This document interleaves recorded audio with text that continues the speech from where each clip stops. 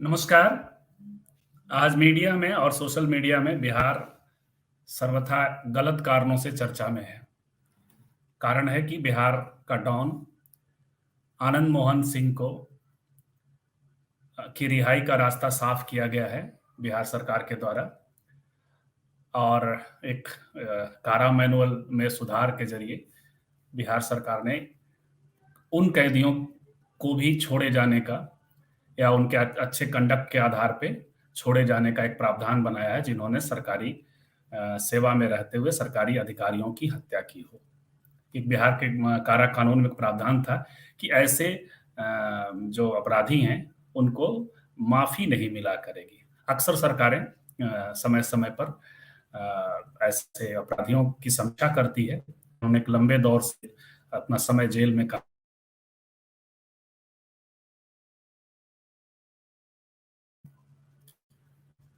जिन्होंने अलग अलग, तो माफी चाहूंगा थोड़ी सी डिस्टर्बेंस थी, तो अलग अलग समयों में अलग अलग अपराधों में जिन्होंने समय काटा है तो एक विचार करती है और अपराधियों को छोड़ती है। बिहार इस मायने में एक खास करके एक दलित आईएएस अधिकारी की हत्या के आरोप में और हत्या के अपराध सिद्ध हो जाने के बाद 15 सालों से लगातार जो जेल में थे आनंद मोहन सिंह, उनकी रिहाई को लेकर के चर्चा में है। तो उसका रास्ता साफ हो चुका है, लेकिन आज मैं उस पर बातचीत नहीं करूंगा। मीडिया में बातचीत हो रही है, सोशल मीडिया में बातचीत हो रही है, लेकिन बिहार की सरकार की नजर से देखें या फिर बिहार के समाज की दृष्टि से भी देखें तो बहुत कुछ बड़ा है बिहार में पिछले 20 सालों में, खासकर महिलाओं के प्रसंग में। ऐसी कई सारी योजनाएं लागू हुई हैं जिसके कारण महिलाओं की मोबिलिटी बढ़ी है समाज में। सार्वजनिक स्पेस पर महिलाएं दिखने लगी हैं, महिलाओं की भागीदारी बढ़ी है, खास करके स्कूलों की जो संख्या बढ़ी और अनुमंडल स्तर तक, प्रखंड स्तर तक जो हाई स्कूल खुले वहां लड़कियां पहुंची, लड़कियों को साइकिल दिए गए और कई सारी योजनाएं आई। सबसे मेजर परिवर्तन रहा 50% ग्राम पंचायतों में महिलाओं को मिला हुआ आरक्षण, जिसके कारण महिलाएं सार्वजनिक जीवन में और पॉलिटिकल जीवन में दिखाई पड़ती हैं। धीरे धीरे अब मुखिया पति और सरपंच पति एक गए जमाने की बात धीरे धीरे होते चली जाएगी। तो इस लिहाज से महिलाओं की भागीदारी वहां दिखती है। 50% का रिजर्वेशन शिक्षण संस्थानों में महिलाओं की नियुक्तियों में बिहार सरकार ने इसका प्रावधान किया है, उसका असर भी दिख रहा है। इसके अलावा 35% का रिजर्वेशन अन्य नौकरियों में, सेल्फ हेल्प ग्रुप जो बिहार में जीविका दीदी के नाम से ज्यादा जान जाती है, तो उनकी उपस्थिति या स्वास्थ्य सेवाओं में महिलाओं की उपस्थिति, तो इन सब के कारण एक बिहार का समाज एक खास बदलाव के दौर से गुजरा है पिछले 20 सालों में, और कुछ चीजें स्टेबल हो रही हैं, कुछ चीजें और बदल रही हैं। हम समझने की कोशिश करेंगे कि कितना बदला है सच में बिहार। ये तो स्कीम्स हैं, ये योजनाएं हैं, कुछ कुछ चीजें दिखाई भी पड़ती हैं सामाजिक धरातल पर, लेकिन आज हम जानना चाहेंगे लड़कियों के पैनल से कि जो बिहार की लड़कियां हैं और अलग अलग क्षेत्रों से हैं, लगभग इन्हीं 20-25 सालों में उन्होंने अपने जीवन, पढ़ाई और करियर की सीढ़ियां चढ़ी हैं, तो उनसे बातचीत करेंगे। हमारे साथ हैं सुनीता मंजू, नमस्कार सर, सभी दर्शकों को मेरा नमस्कार। सुनीता नमस्कार, बहुत बहुत स्वागत है। ये सुनीता असिस्टेंट प्रोफेसर हैं, हिंदी पढ़ाती हैं, और हमारे साथ हैं चित्रा कुमारी, ये बेंगलोर में रहती हैं और एरोनॉटिक इंजीनियर हैं। हमारे साथ हैं प्रीति प्रकाश, ये बिहार सरकार में एक अधिकारी हैं, अनुसूचित जाति जनजाति कल्याण पदाधिकारी हैं प्रखंड स्तर पे। तो हम जानने की कोशिश करेंगे इन तीनों के जरिए ही कि बिहार कितना बदला है, कितना सच में सार्वजनिक स्पेस पे महिलाएं आई हैं, कि स्कूल कितने बदले हैं, अलग अलग अनुभव। चित्रा सबसे सीनियर हैं, तो इस लिहाज से और काफी लंबे समय से बिहार से बाहर भी हैं, तो तुलनात्मक तौर पे भी देख सकेंगी। सबसे पहला जो कमेंट मैं लूंगा वो चित्रा का ही लूंगा। आप कैसे देख रही हैं चित्रा बिहार को? आप तो खास करके अब प्रवासी बिहारी कहला सकती हैं, काफी लंबे समय से बाहर है। थैंक यू चंदन जी, आपने मुझे मौका दिया बोलने का।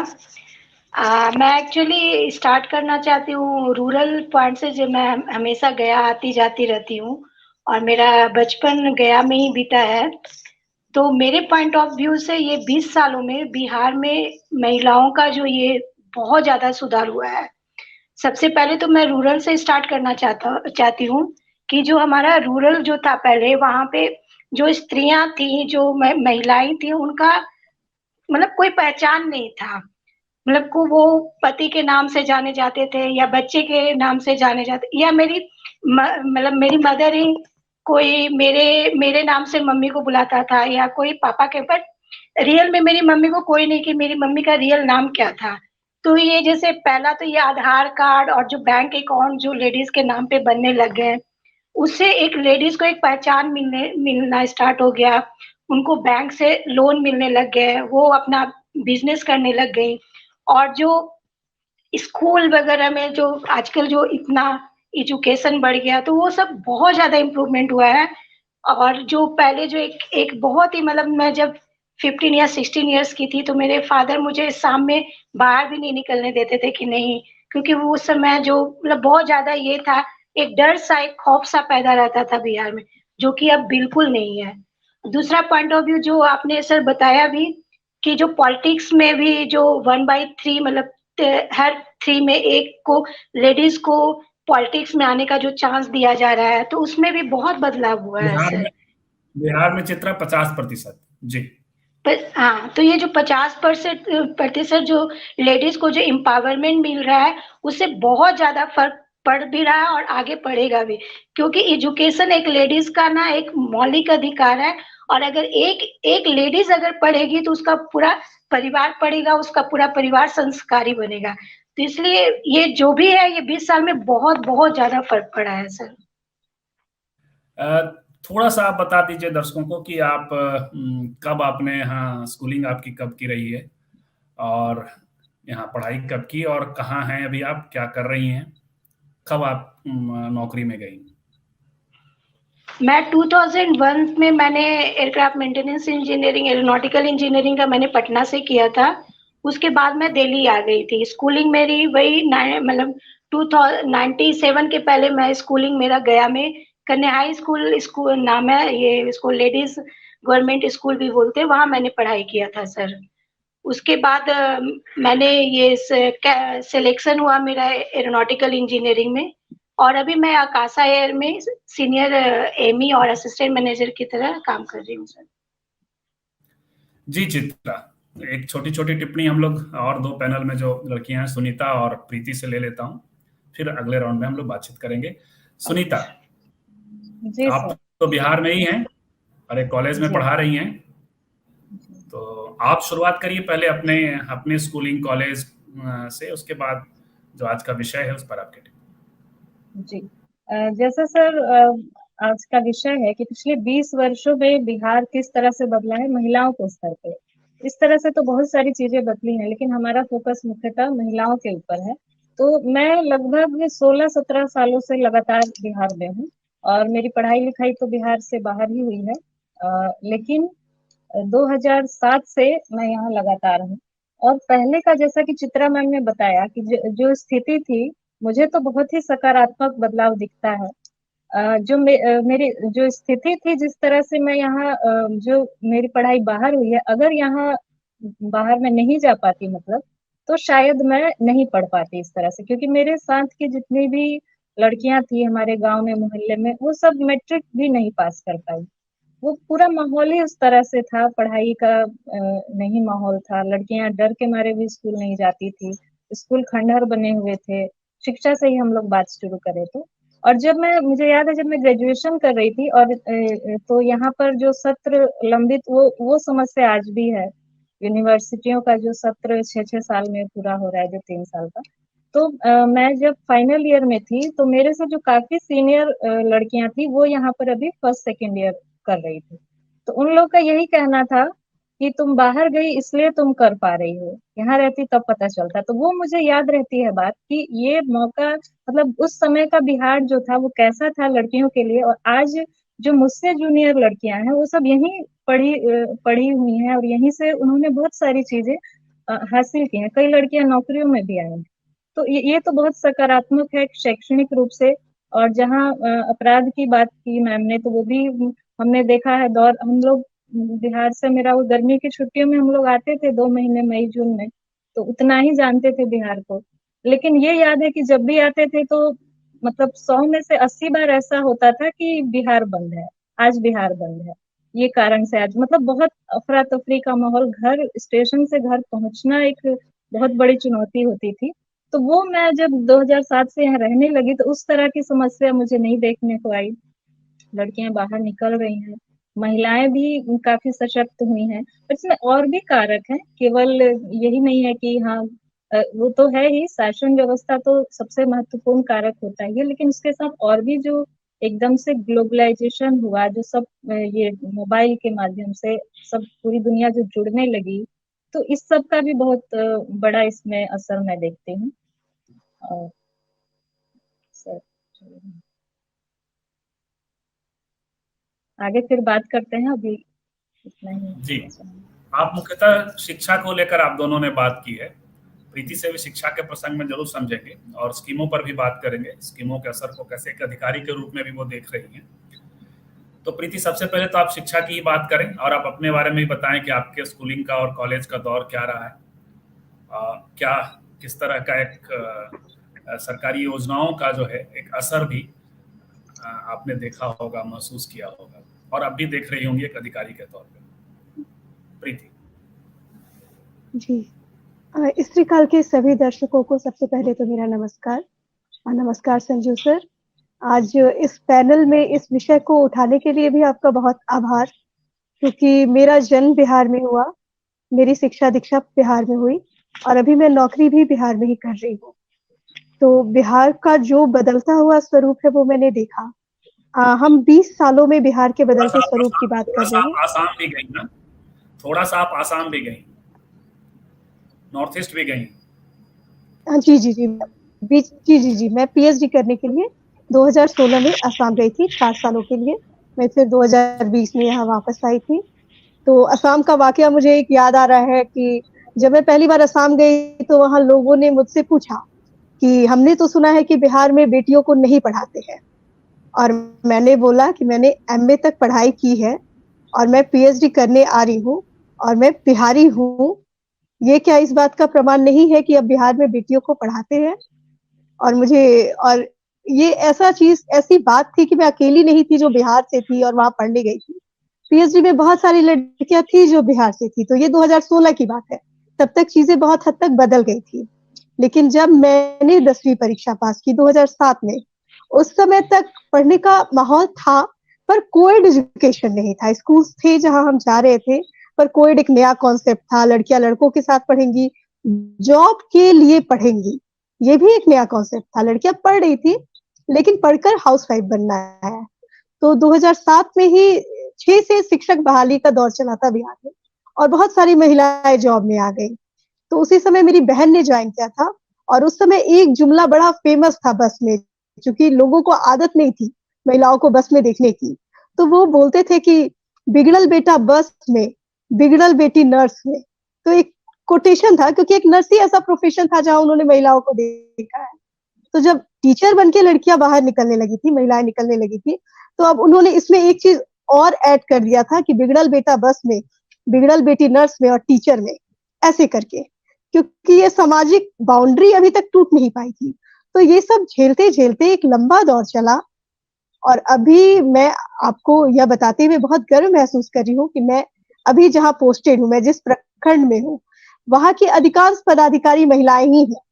बीडीओ, सीओ, आपूर्ति पदाधिकारी, और एक बहुत ही सकारात्मक माहौल बदल गया है। ये लोग सीधे पदाधिकारी नहीं बन गए, इन्होंने अपनी पढ़ाई पूरी की होगी, एग्जाम क्रैक किया होगा, कंपटीशन दिया होगा, और ये एक सकारात्मक माहौल का परिणाम है कि हम सब इस बदलाव में साक्षी रहे, भागीदार रहे और एक बेहतर स्थिति सामने अभी नजर आ रही है। प्रीति, लेकिन इसमें झलक तो सरकार के योजनाओं का भी मिल रहा है, लेकिन खास करके आप ग्रामीण क्षेत्र को देख रही होंगी, तो ये जो मुखिया हैं, सरपंच हैं, बिल्कुल बिल्कुल, इनके होने के असर पे थोड़ी बात करेंगी कि वो किस तरीके से असर्ट कर रही हैं खुद को।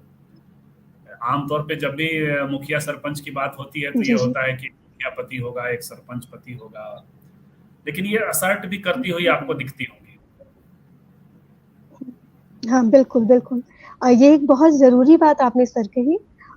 जब पहले आरक्षण मिला था महिलाओं को 50%। तो पहले तो बहुत सारे लोगों को समझ में नहीं आया कि इसकी जरूरत क्या थी, आखिर तो रहेंगे।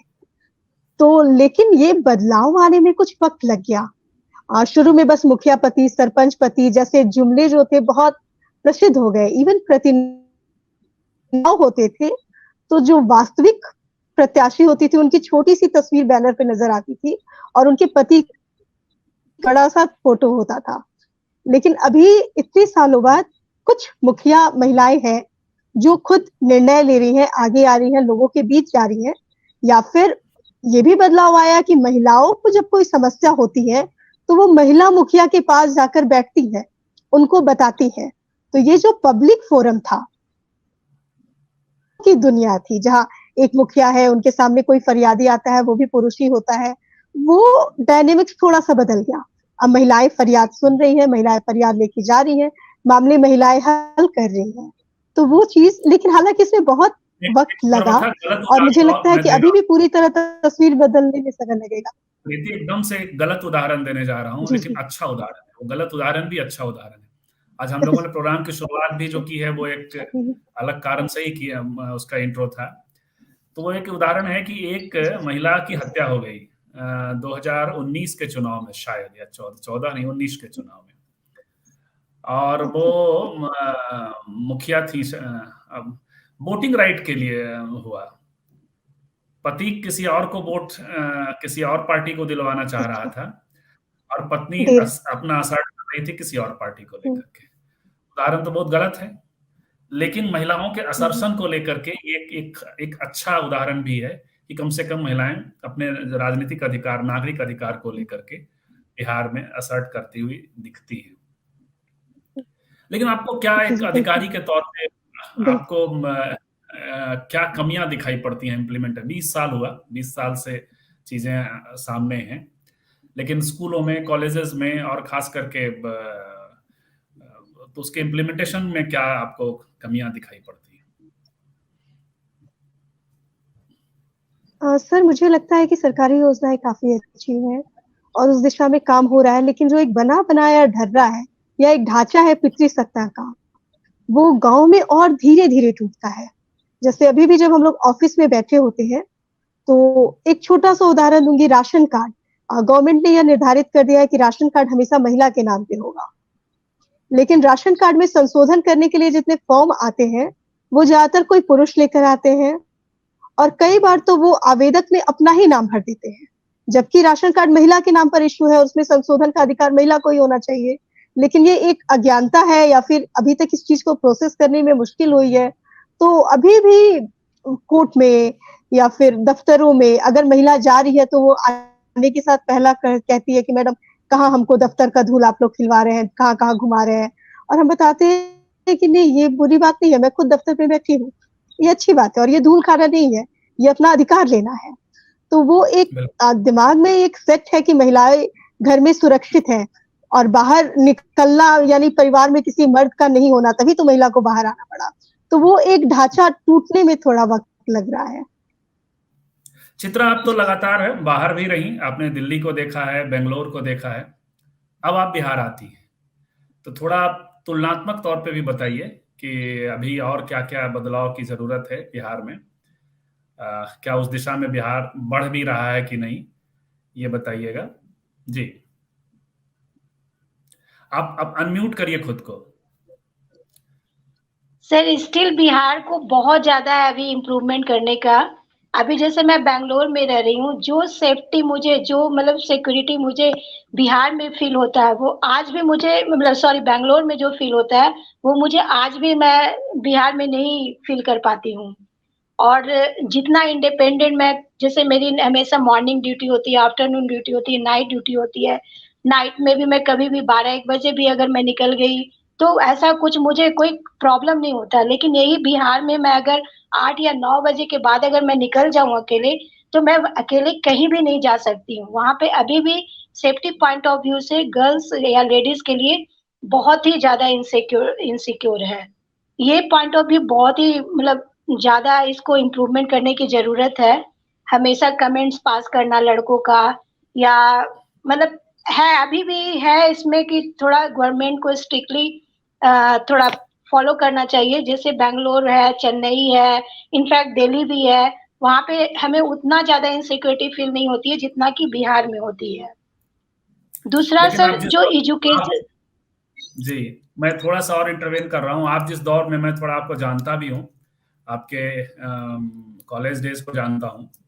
तो आप जिस वक़्त गया में पढ़ रही थीं, और तो उस वक़्त, लेकिन तब भी आप और आपका परिवार, आप 4 बहनें और शायद, यदि याद कर पा रहा हूँ मैं तो, और 1 भाई। तो आप लोग सब काफ़ी पढ़ाई भी ठीक से कर रही थी, और आपका तो चित्रा जो अपीयरेंस होता था वो एकदम से दबंग अपीयरेंस होता था। तो वो एक, थैंक यू। लेकिन ये एक निजी तौर पे निजी प्रसंग है। इसी जो एक सोशल वातावरण है, जो एक आसपास का वातावरण फिर भी चेंज हुआ होगा ज़्यादा। पारिवारिक तौर पे तो आप उस दौर में भी ठीक थी, वो जो एक अपीयरेंस के स्तर पे, हस्तक्षेप के स्तर पे, पढ़ाई लिखाई के स्तर पे पिता माता भी आपके ये थे। लेकिन अब एक सोशल डायनेमिक के तौर पे भी चीजें, डायनेमिक्स के तौर पे भी चीजें आप देखती होंगी कि बदल रही हैं। चित्रा। यस सर, वो तो नहीं, वो सही बोल रहे हैं। मुझे याद है कि मैं साइकिल भी जब चलाती थी, उस समय भी इतना मतलब मुझे डर लगता था कि कोई बगल में आके मतलब ऐसे मैं जब 9th-8th की मैं बात बताती हूँ, जब मैं स्कूल जाती थी, तो मतलब इतना मैं बोल्ड होने के बाद भी मतलब कोई आके मतलब थोड़ा टच करने की कोशिश करता था, या मतलब मैं हमेशा अनबैलेंस हो जाती थी। या जैसे मैं गया कॉलेज में जब वहाँ पे जाती थी, तो कोई लीडर का अगर लड़का, तो उस समय कोई पप्पू यादव करके बहुत ही फेमस लीडर का बेटा था, वो अगर कॉलेज में आ जाता भाई था तो वैसे सुरेंद्र भड़कम मच यादव जाती बिहार थी। सरकार में मंत्री हैं, सुरेंद्र यादव के भाई थे वो। हाँ, तो वो जब आ जाते थे ना, तो लड़कियाँ ऐसे भागती थी कि अरे चलो, चलो, चलो, चलो। तो मैं बहुत ज़्यादा डर जाती थी कि ऐसा क्यों है? मतलब ऐसे हम लोग इतना इनसिक्योर क्यों फ़ील करते हैं? जो कि आज बिहार में ये सब बिल्कुल नहीं है। आजकल वो पहले तो हम लोग अगर जीन्स और टॉप भी पहन के निकल जाते थे, तो बड़ा गंदा-गंदा जो देखे लड़का बनने की कोशिश कर रही है या ऐसे कर रही है। तो ऐसे-ऐसे कमेंट्स मिलते थे जो कि अभी बिहार में नहीं मिलते हैं। और एजुकेशन पॉइंट ऑफ व्यू से तो काफ़ी अच्छा है, मतलब काफ़ी इम्प्रूवमेंट हुआ। आप कोई भी ड्रेस पहन के चले जाओ या कुछ भी, वहाँ की मतलब गया में भी बहुत सारी जो लड़कियाँ हैं या बच्चियाँ हैं वो पहन के जाती हैं। तो वहाँ पे बस उतना ज़्यादा जो पहले जो मैं इनसिक्योर फ़ील करती थी, उतना ज़्यादा अब नहीं है।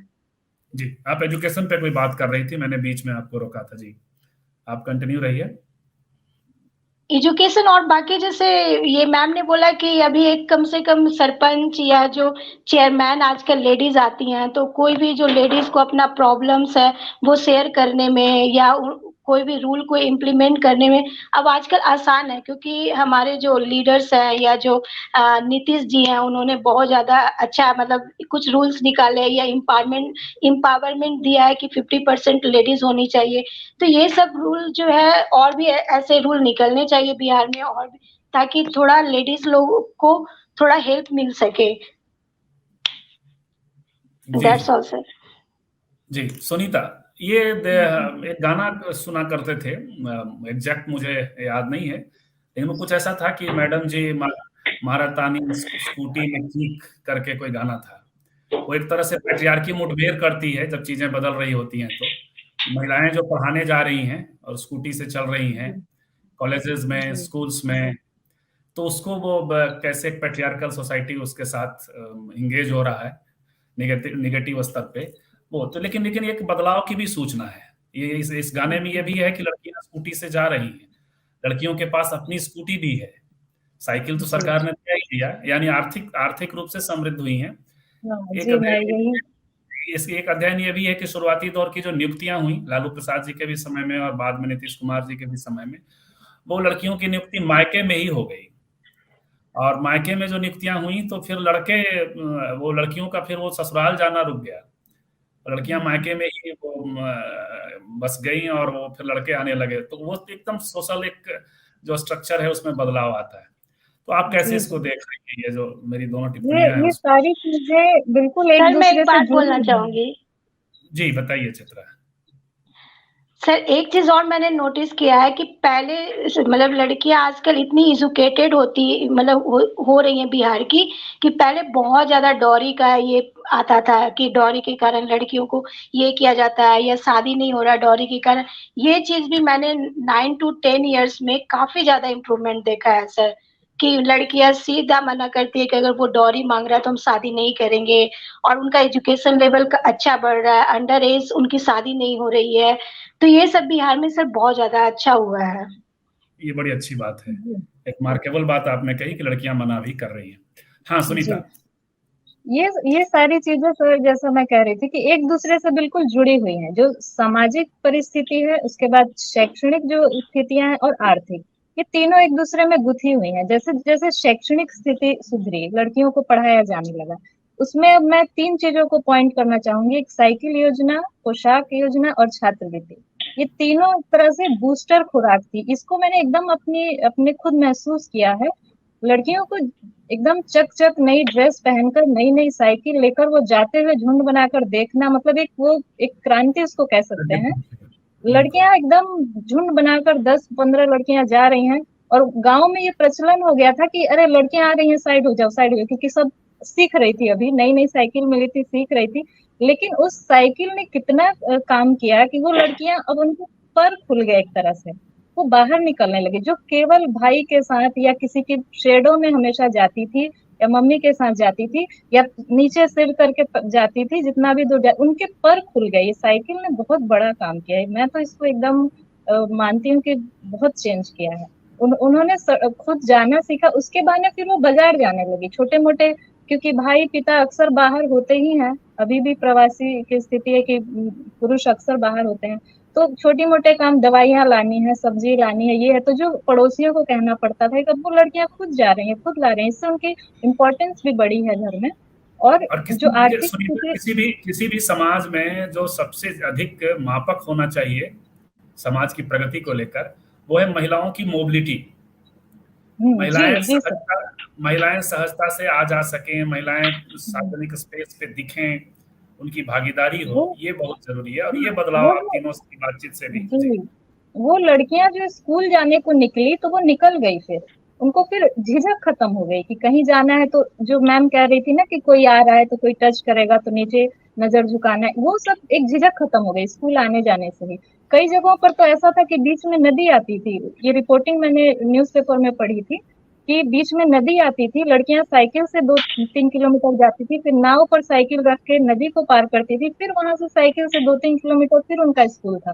तो इतने जज्बे के साथ, और ये सब चीजें करने से क्या होता है कि हम परिस्थितियों से सुलझना सीखते हैं, मतलब परिस्थितियों को सामना करना सीखते हैं। ये लड़कियों ने सीखा, और पेरेंट्स ने भी धीरे धीरे, कितना दिन साथ में जाएंगे, धीरे धीरे करके उन्होंने भी इस चीज को ये किया। और एक चीज और मैं सर बोलना और चाहूंगी। 50% हाथ में पैसे आना, हाँ, मुखिया बनने आर्थिक के लिए पैसे आना आत्मनिर्भरता। जी। आर्थिक आत्मनिर्भरता जो थी, क्योंकि बैंक खाता खुल गया, बैंक खाता अपने नाम से होना एक बहुत बड़ा बदलाव लाता है। अधिकांश लड़कियों उससे भी के, चाहे वो। उससे भी बात आगे बढ़ी ना, बैंक खाता के अलावा उन्हें पेमेंट आ रहा है। बैंक जी खाता तो एक स्कीम है ही, लेकिन वो तो ऐसा स्कीम है कि आपके पास यदि पैसे ना भी हों तो गवर्नमेंट, लेकिन वो अपना अर्जन है। यदि लड़कियों को नौकरी मिली 50%, 35%, तो ये अपना अर्जन है, उसका उसका असर दिख रहा होगा। जी, पहले जो हाथ में कैश जो राशि मिलती थी छात्रवृत्ति वगैरह की, तो उसमें एक गुंजाइश होती थी कि माता पिता ले, लेकिन अपने अकाउंट में फिर वो लड़की जाएगी, खुद पैसा उठाएगी, बेशक घर के खर्चे का, लेकिन उसका एक एक ग्लो, उसको लगता था कि हाँ मेरा पैसा है, मेरा अकाउंट है, मेरे साइन से आ रहा है।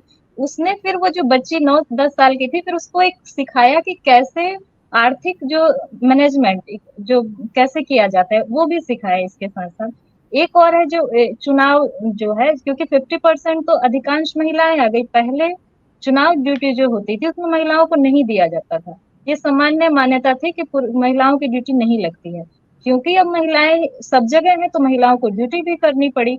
उसमें भी कई चीजें हम लोगों ने सीखी। अब तो एक आदर्श बूथ, जो पिंक बूथ के नाम से हर प्रखंड में एक आदर्श बूथ बनाया जा रहा है, जिसमें हर, मतलब छोटे से लेकर बड़ा, हर महिला ही वहां पर रहेगी, और बड़े अच्छे से संचालन, ऐसा देखा गया कि बहुत अच्छे से महिलाओं ने संचालन किया। तो मैं तो बहुत आशा आपसे ये भी आशा जानना व्यक्त चाहेंगे करती हूँ कि आप अपने अनुभव से भी बताइए, आसपास के अनुभव से भी, कि ये जो मैंने एक जी। नकारात्मक जैसा कुछ एक उदाहरण दिया था, लेकिन महिलाएं वोटिंग राइट्स को लेके और खासकर ये जो सरकार है नीतीश कुमार को लेकर के जो, हमको तो क्या से मेरा जो सरकार से अलग जाकर वोट करती हैं क्या?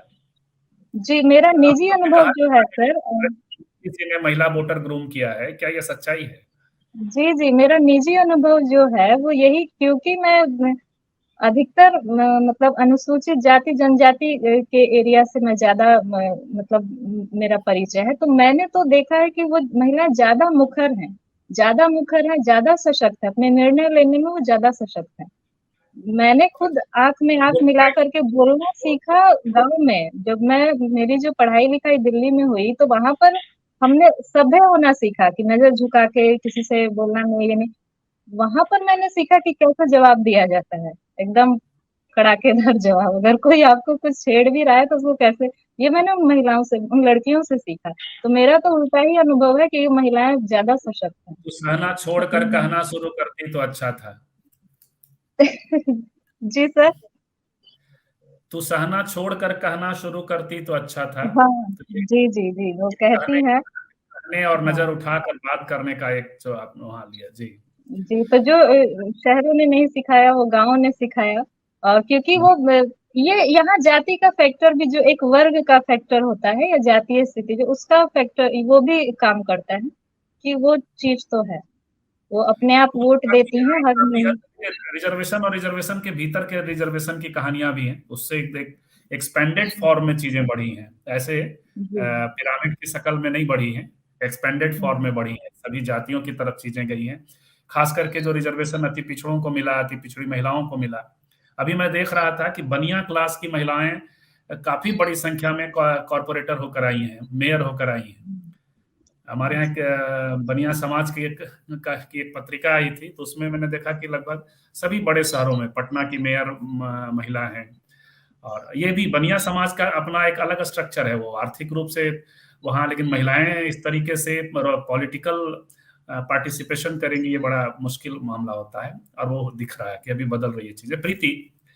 लेकिन एक जीविका दीदी का एक प्रसंग है, वो भी आप देखती होंगी, कितना सेल्फ हेल्प ग्रुप ने जो है एम्पावरमेंट लाया है, जी वो सर। कैसे क्या दिख रहा है। थोड़ा आर्थिक पक्ष और दूसरे पक्षों को भी ऐसे ले लेंगी, जो महिलाएं आर्थिक तौर पे समृद्ध हुई हैं, तो क्या हुआ है जी जी जी जी जी सर। प्रीति? जीविका ग्रुप हमसे मैं कह रहे सर। बोलूंगी कि ये बहुत ही सफल रहा है गाँव में। नहीं निकली थी सर, आवाज आ रही है? जी हाँ बिल्कुल क्या मेरी आवाज आ रही है? जी जी। आ रही है, आप सुन जीविका पा रही ग्रुप काफी सफल रहा है गाँव में। जी जी बिल्कुल।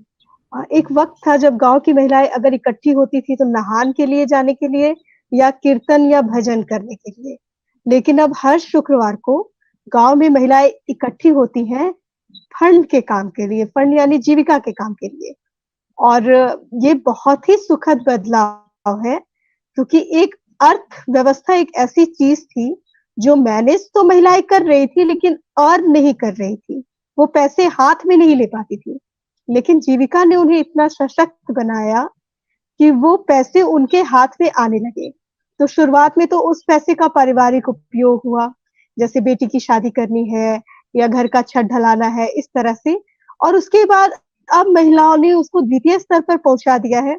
कुछ महिलाओं ने स्वरोजगार शुरू कर दिया, जूट के बैग बनाना, अचार बनाना, और इसके लिए इकट्ठे होना या छोटी सी दुकान खोल लेना, पान की दुकान या पान की दुकान जैसी गुमटी जिसे हम लोग ग्रामीण क्षेत्र में बोलते हैं, तो वैसी दुकान खोल लेना।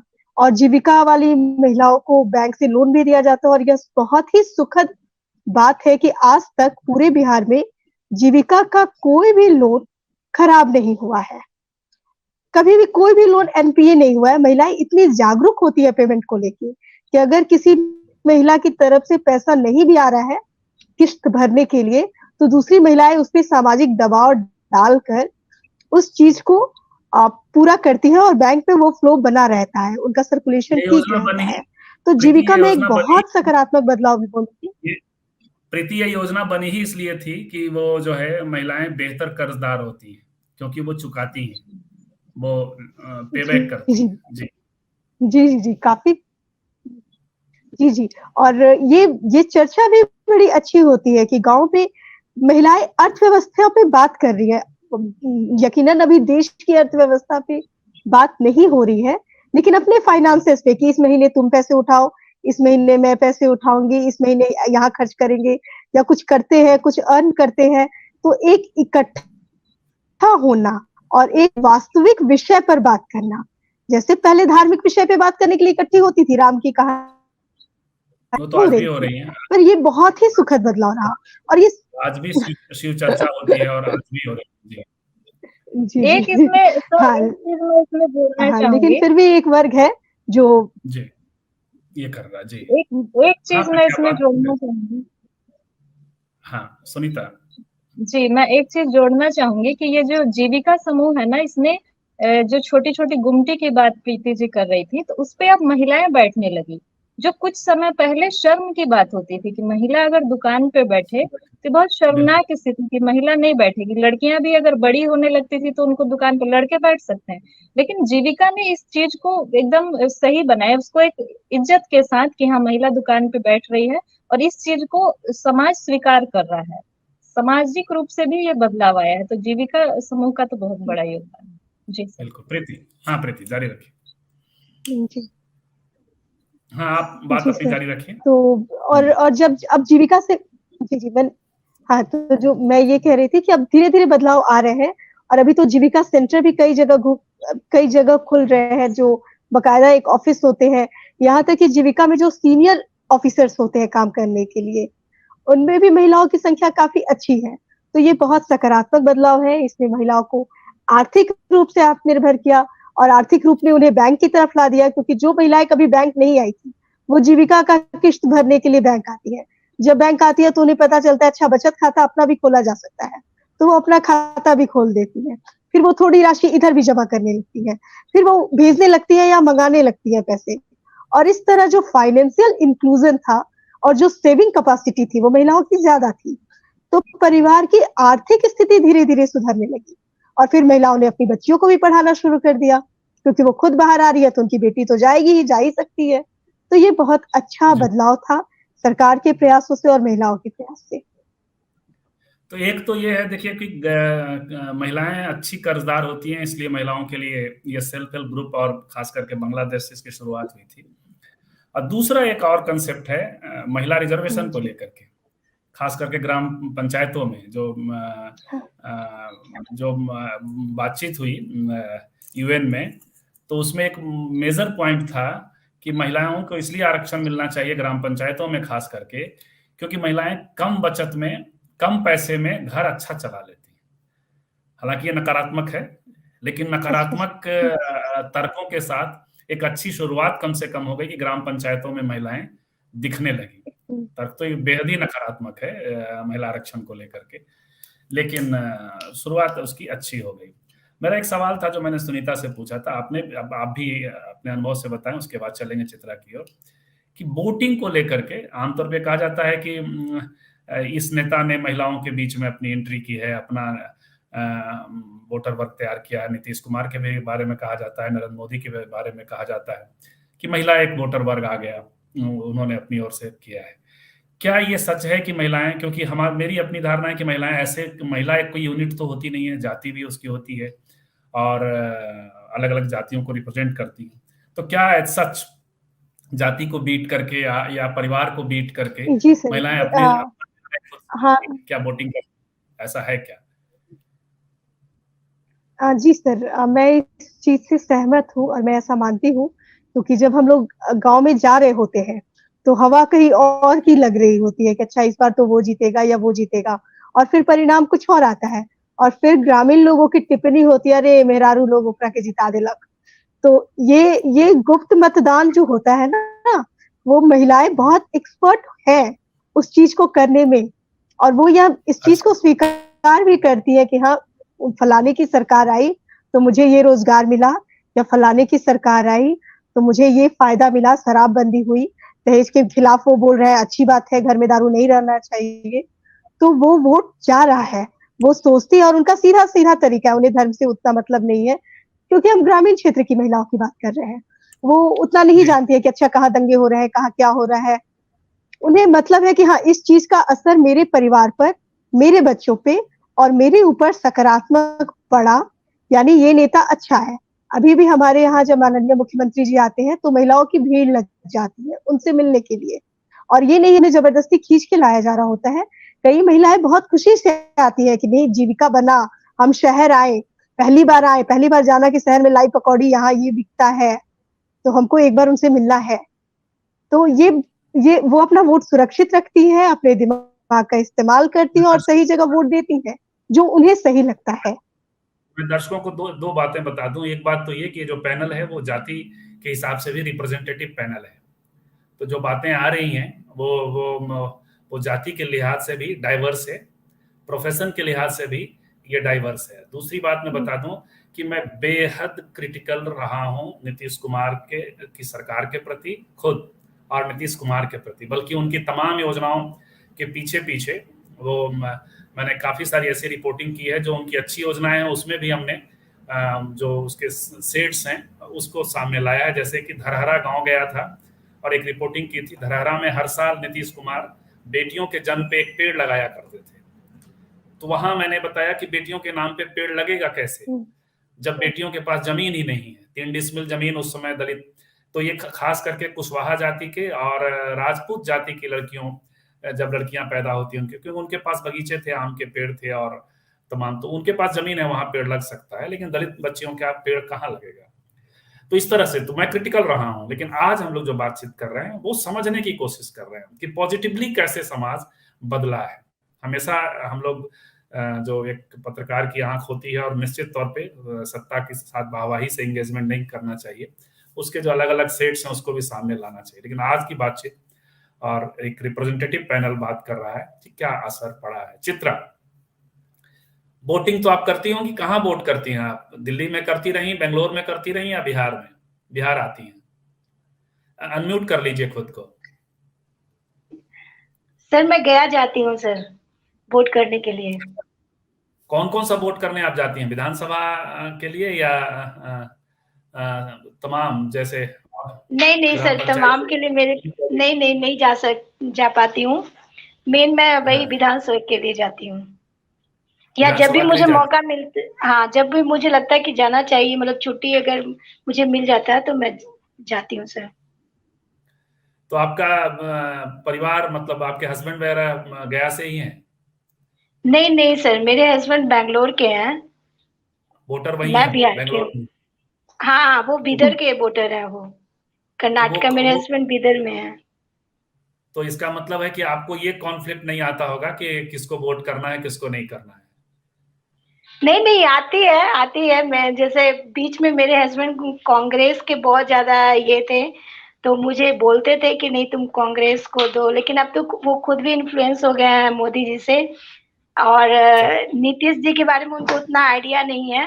पर मतलब मुझे अच्छा लगता है कि उन्होंने जो कुछ रूल्स बनाए हैं बिहार में, और उसके बाद जो इम्प्रूवमेंट हुआ है, जैसे कि जो उन्होंने अल्कोहल पे बैन लगाया है, इससे मतलब एक लड़की, जो एक लेडीज लोग को ना बहुत ही बड़ा, उन्होंने एक बहुत ही बड़ा एम्पावरमेंट दिया है। क्योंकि अगर बहुत सारी लेडीज स्पॉइल होती है अल्कोहल के कारण, कितने लोगों का लाइफ बर्बाद हो जाता है।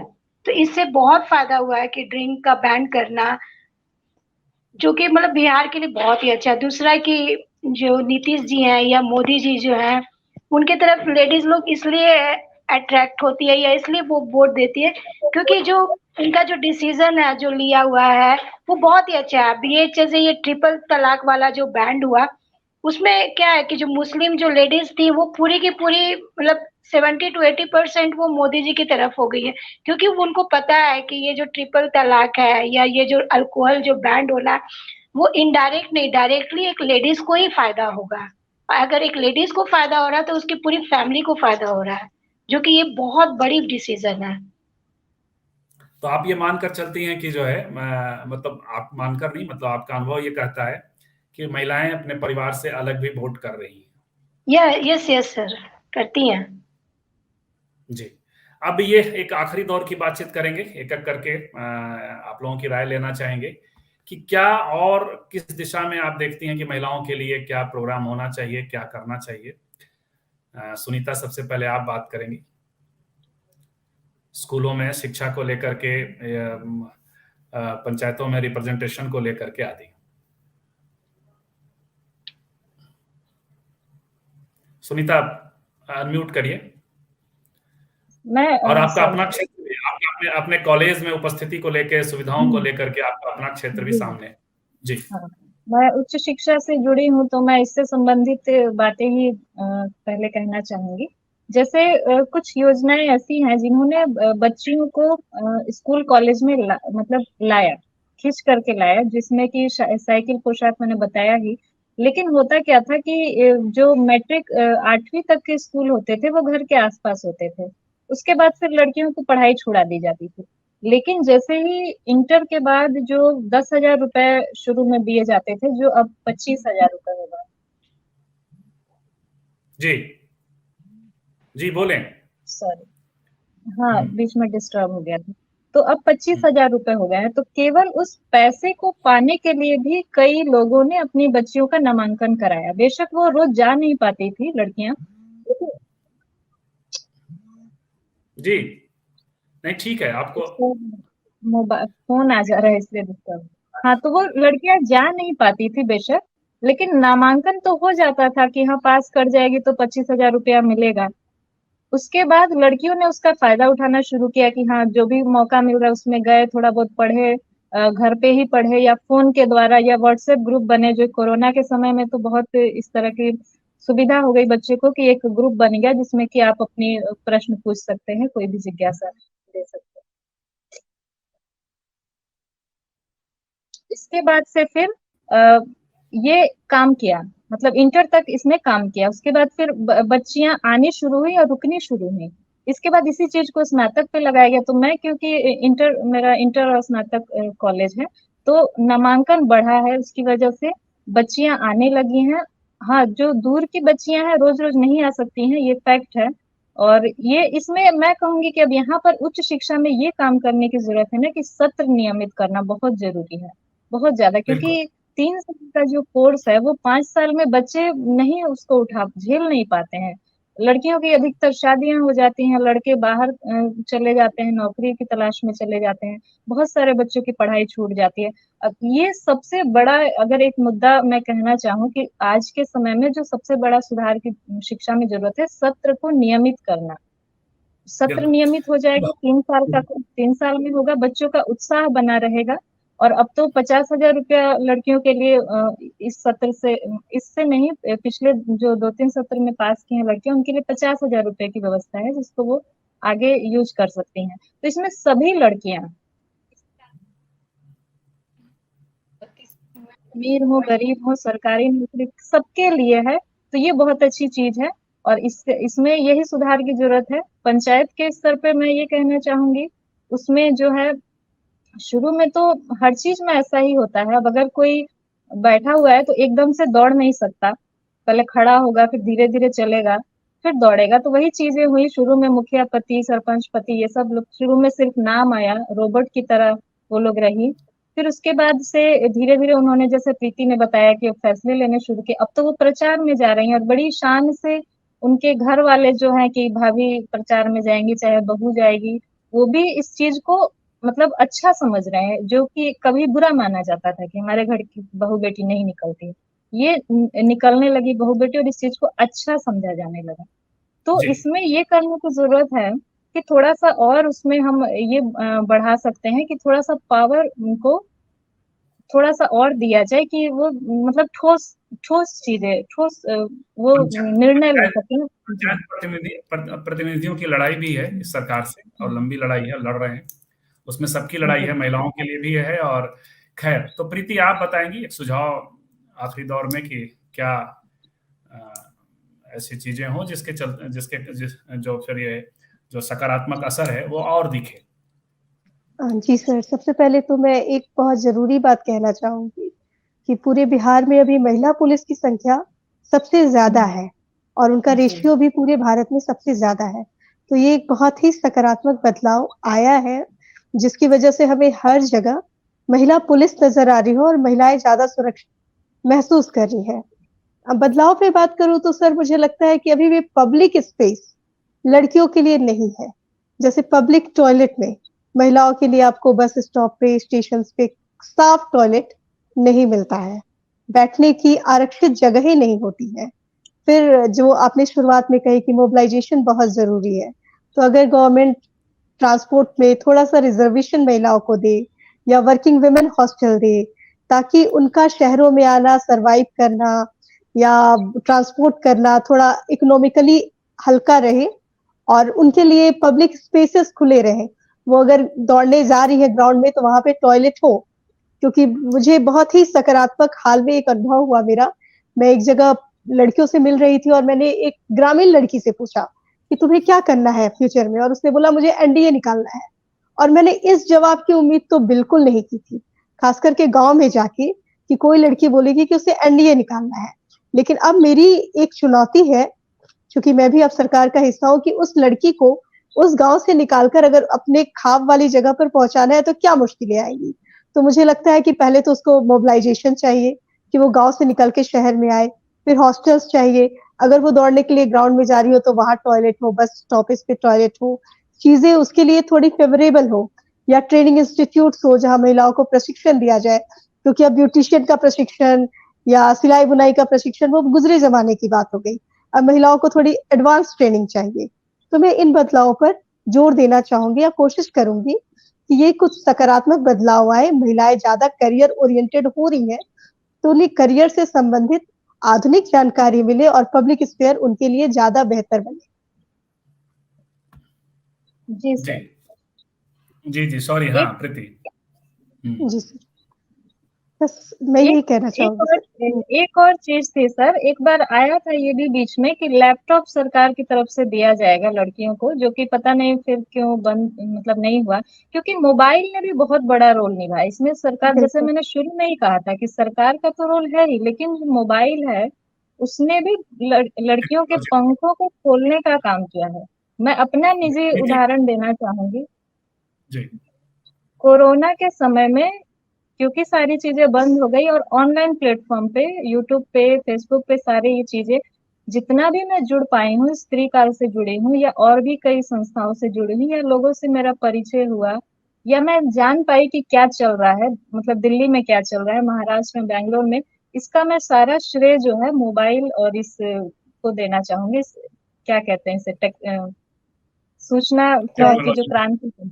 हाँ जी, टेक्नोलॉजी की इसको देना वजह चाहूंगी। तो इससे जो एक है ना कि भोजन, अगर कोई खाना भी बनाती है महिला, तो उन्होंने भी अपना यूट्यूब चैनल, जिसमें मैं एक दो बिहार के अनीता जी का किचन है ना, बिल्कुल ये बिल्कुल। कॉमेडी में स्तुति बहुत चीजें अच्छा है, बदली। उल्फत है। ये जो हाँ, बेसिक, तो अपनी प्रीति चीजों ने जो को कही, भी।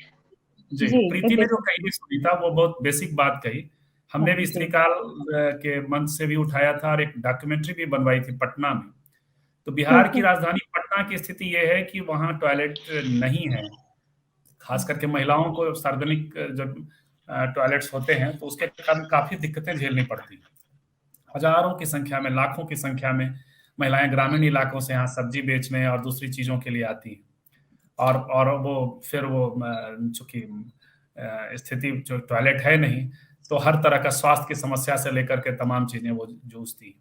तो इस पर तो जरूर सरकार को, इस मामले में मैं दिल्ली को देखता हूँ कि दिल्ली सबसे बेहतर है। और दिल्ली का जी लुटियन इलाका तो खैर बेस्ट है इस मामले में। मुंबई और दूसरे शहरों को भी हम देखते हैं तो वहाँ स्थिति बुरी दिखाई पड़ती है। तो खैर, बात बिहार की हो रही है। ये एक मूलभूत मसला है जिस पर बात होनी चाहिए और जिस पे एक बदलाव होना चाहिए। इससे भी मोबिलिटी बढ़ेगी महिलाओं की। हाँ सुनीता। जी जी सर, ये चीजें हैं। और ये जो है, मैं ये कह रही थी कि शिक्षा में जो पैसा दिया जा रहा है, प्रोत्साहन राशि, वो अधिकतर पेरेंट्स की अनुमति से खर्च होता है, जिधर भी हो। तो अगर मोबाइल या एक स्मार्टफोन या लैपटॉप अगर दिया जा सके, तो ये भी एक अच्छा विचार रहेगा बिल्कुल बिल्कुल। छात्राओं के लिए या छात्रों के लिए, कि आगे की पढ़ाई। क्योंकि इसके द्वारा ही कई, जैसे विकास दिव्य कीर्ति सर हैं, बहुत सारे लोगों से, मतलब अब ये जो है ना, सारी चीजें टच में आ गई हैं। तो ये होना जरूरी है। एक ये भी मैं सुझाव देना चाहूंगी कि बच्चों को टेक्नोलॉजी से जोड़ा जाए इसके माध्यम से। जी सर। तो यदि चित्रा जुड़ पाती हैं अभी, तो एक छोटी टिप्पणी उनकी भी ले लेंगे सुझाव वाली, और फिर और अलग अलग क्षेत्र की महिलाओं से, लड़कियों से मिलेंगे, क्या लाभ, क्या समाज जो बदल रहा है उसका क्या सकारात्मक असर वो अपने जीवन में देख रही हैं और दूसरों के जीवन में देख रही हैं। आज हमने एक शुरुआत की है, कोशिश करेंगे कि जैसे प्रीति कह रही हैं कि कोई पुलिस सेवा से कोई लड़की आए, क्या बदलाव वहाँ होने से। दिक्कतें भी बहुत हैं पुलिस सेवा में महिलाओं के होने के, क्योंकि दोनों चीजें देखिए, स्टेट जब एक इक्वलिटी की तरफ काम करता है, लेकिन समाज थोड़ा सा रिलेक्टेंट होकर के धीरे धीरे स्टेट को फॉलो करता रहा है। अब तक तो कम से कम भारत जैसे मल्टी लेयर्ड समाज में ये होता है। चित्रा डिस्टर्ब है, उनका नेटवर्क डिस्टर्ब दिख रहा है, बेंगलोर से दिख रहा है। इस मामले में बिहार बेहतर दिख रहा है, इसलिए ये भी आप एक क्रेडिट बिहार के लिए तो देंगे। तो बहुत बहुत धन्यवाद सुनीता और प्रीति, आप जुड़ी। चित्रा को भी बहुत बहुत धन्यवाद। फिर मिलते हैं किसी और विषय में, किसी अन्य बातचीत। नमस्कार, इस प्रकार से जुड़िए। नमस्कार, नमस्ते सर।